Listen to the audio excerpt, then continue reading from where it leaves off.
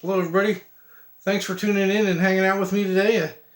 Today, I'm going to be talking about a little theory that I have. To start off, I'm not a scientist in any way. I have no scientific background. I just watch a lot of Ancient Aliens, so I'm pulling my theories from what I see on Ancient Aliens and the History Channel. And my theory today is about the the Great Pyramid of Giza and the Sphinx in Egypt. Uh, okay, let's see. We'll start off here with there's a lot of people today that are thinking that the pyramid was designed to be a machine to produce electricity, and that the ancient Egyptians actually had electricity, and they used that stuff to use power tools to carving all their statues and their monoliths and everything.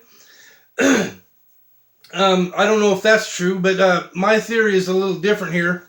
My theory is that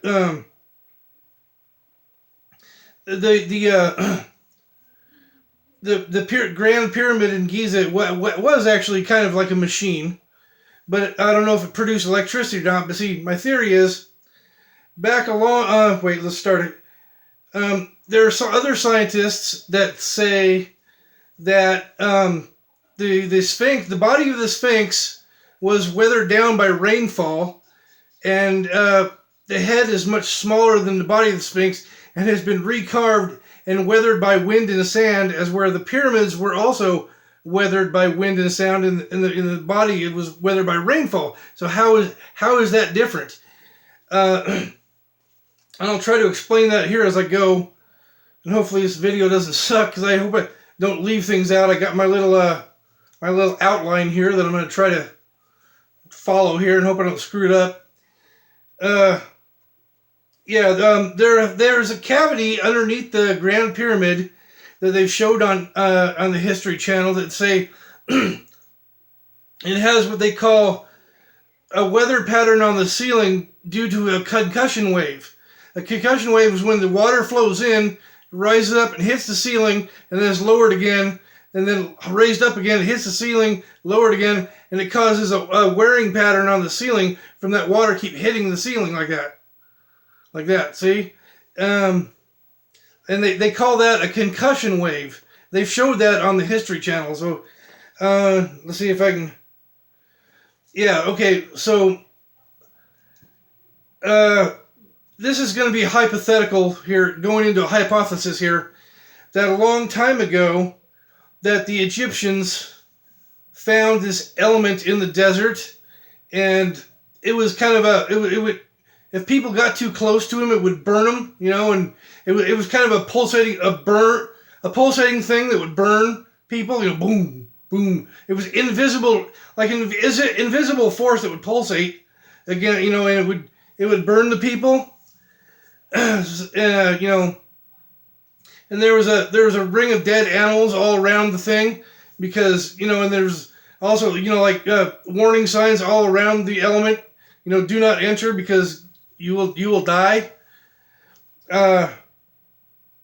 Okay, so they found this element, and a lot of people were dying when they went around it, so they told people not to go in, until one day one guy with he was carrying like a gold shield, and he happened to wander a little bit too close to it and said, whoa, where am I? I'm not getting burned. Whoa, I better get out of here real quick. He goes back to town, and he tells all his buddies, "Now I got close to that thing, and I wasn't burned because I was carrying this gold shield." So they said, well, let's all get gold shields and go out there and take a look. So they go out there, and they're carrying their gold shields. And, yeah, we're getting close. We're not dying, man. So that we're not getting burned. So then they build this box out of gold, and then they go out there, and they're all shielded by gold, and so they drop this box over the element, to protect everybody from being killed by getting too close to it, right? And then they put that out, and then now people can walk along the sand closer to it and not get burned and not drop dead. But then they noticed that it was starting to shake the ground too much. Ooh, and a pulsating action, and it was shaking the ground. So they said, well, we want to do something so it doesn't shake the ground like that. And then they built the pyramid, the Grand Pyramid of Giza, to house this element so it would stop shaking the ground and stop killing people. So they built this pyramid, and they got that element that they had boxed in with gold and put it in the center of the pyramid. And the pyramid being like that, it was up here, and it would act as a shock absorber so it wouldn't shake the ground so much. So they did that. So it kind of solved the problem for a little while, but they noticed when the water was flowing underneath the Grand Pyramid, that was still kind of sending a pulse down below the pyramid, and the water would come up, poof, go back down, flow in, come up, hit the ceiling, go back down, because that pulse would let it flow in, then pump it out. It would flow in, hit the ceiling, pump it out. That's why the wear patterns on the ceiling were from a concussion wave. So then they figured it out that they could channel that water up through a fountain out next to the Sphinx. Next to the pyramid. So what they did was they originally carved out one of those Anubis dogs to be a guard for the pyramid the pyramid. The jackal dog had water flowing up out of the back of it and the head. Because if you look at some of the pictures on Google, you can look at the top of the Sphinx, and there's a cemented in area on its head, and there's a cemented in area on its tail where there used to be holes there. And a lot of people think, those used to be hidden cavities where there's hidden technology or hidden stone tablets or writings or whatnot. But to me, it seems like maybe the pyramid was acting as a pump to pump water from the Nile River up through the Sphinx to make it like a fountain. And then when it came down, it weathered the body of the Sphinx like rainfall. And then, of course, the pyramid continued to be weathered by wind and sand. And then it went on like that for a long time. And then come the time when the Hebrews decided to flee Egypt. So they went in there and they took that element out of the pyramid.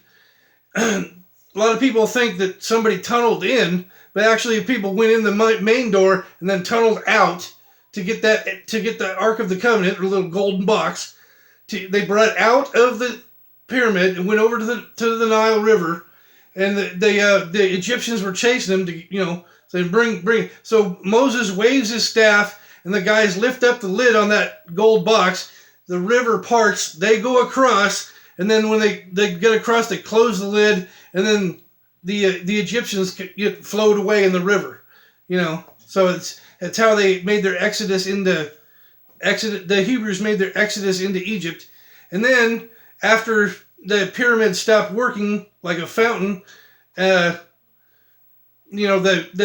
Sphinx's head was recarved because it had been weathered down by water. It used to be like an Anubis dog with the pointy ears. And they recarved the head into a pharaoh. That's why the head is much smaller than the body of the Sphinx. And then the Hebrews went through their thing in their exodus in the desert, and then they went to the Promised Land or whatever, and they built the Holy of Holies with King Solomon and all that stuff. And that's where they kept the Ark of the Covenant, and only certain religious leaders could go in there, and they always had to wear these protective gold clothing so they don't get burnt. And that's why, so I'm getting off track here. That's why the Egyptians worshiped the sun, because they thought that element that they had was a piece of the sun, because it would burn people in a pulsating like the sun does, And then that's why Akhenaten wanted everybody to worship the sun. And then when Akhenaten died, they went back to worshiping multiple gods. But then somehow the Knights Templar came to take the Ark of the Covenant from the Holy of Holies, or wherever that is, and they took it and they hid it down in Oak Island in Nova Scotia in Canada.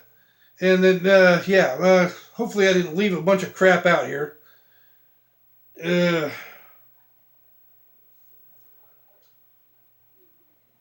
Yeah, I think that's about it. Hopefully I didn't leave anything out of my theory. Hopefully you guys can understand that a little bit. I know I I kind of stutter when I talk a lot. Let's see here. Yeah, so that's about it for my little pyramid Sphinx theory, that this pyramid was a machine and the Sphinx was actually a fountain. You know, because other scientists are thinking that the Sphinx was built a lot earlier than the pyramids, and then when the Egyptians found the Sphinx, they built the pyramids, and that's why the Sphinx was built when when Egypt was a rainforest. But I believe that, I don't believe, that's just theory, that the Sphinx was actually a fountain, and you know that's why it was withered by water. Yeah.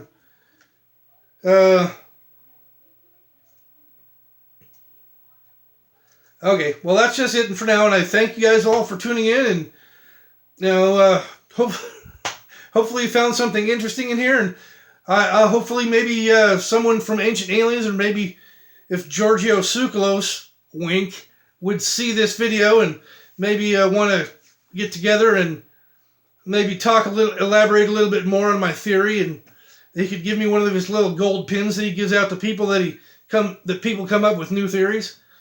Or maybe even Robert Scooch, if he wanted to meet me and talk about things. You know, that'd be kind of cool. So, all you guys that subscribe and watch, you guys are awesome. You guys are cool. I hope things get cool for you in your life. Let's see. You know, leave a comment if you want. Like and subscribe and tell your friends. And if you find something interesting, so that's about it for now. Thanks a lot, guys, for hanging out. We'll see you later. Bye-bye.